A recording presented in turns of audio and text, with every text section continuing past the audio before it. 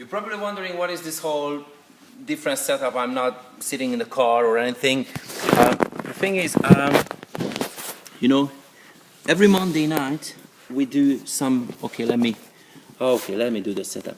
So every Monday night we do a sort of exercise session with lovely people in Stamford Hill, and that's why different setup. And I lost my hair. Let me not tell you where did I put the hair from here, okay? Because it's an intimate situation and it wouldn't be appropriate to tell you that. But the reason why I'm talking to you, I just realized something quite a few minutes ago, so I thought maybe it could be a worthwhile thought to share. So, have you ever had the feeling when someone is just annoyingly good? I mean, one of your friends, you kind of like him, you follow his work and stuff, and quite good, you feel good about him, you feel proud to be a friend of him or her, but after a certain limit, he's just so fucking annoying. I mean, and it's not even jealousy, because jealousy is like, oh, I want to be him, I don't want to be him, but it frustrates you, it makes you think you're not as good as you thought, or you just should stop whatever you're doing because you cannot be as good as he is. And I'm talking about Robert now. Yeah, the guy from the first episode in the season 2 on the Moisted podcast. If you don't know what I'm talking about, moisted.com. So anyway, this guy has a YouTube channel. A few times I mentioned it, and now I kind of regret. I shouldn't, because whoever saw his stuff understand what I'm talking about. He's just disgustingly there is no bad enough word to express how annoyingly good he is. I mean, okay, maybe he's not as good as Breaking Bad, the show, so he's not incredible good, but he's good on the way how you just feel so fucking pissed off. And I feel quite depressed since I see his last stuff on. Okay, I'm gonna tell you last time and never ever, okay? He has a channel on YouTube called Aliens Stole My Cow.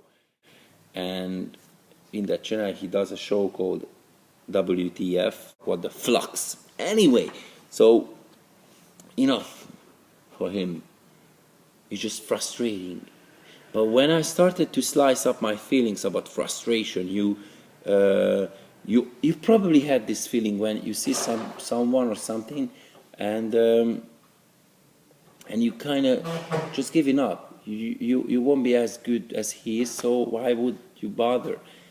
And I got the same feeling first, and here comes the point. That is why I'm making this video, to share with you guys, because it's up to me, it's up to you. You take it as an inspiration or just an excuse to giving up, right? Do you understand what I mean? I mean, if something is just, you say that's why I don't do it, because it's just too good and I'm not good enough and I just won't do it. Swap it with the inspiration.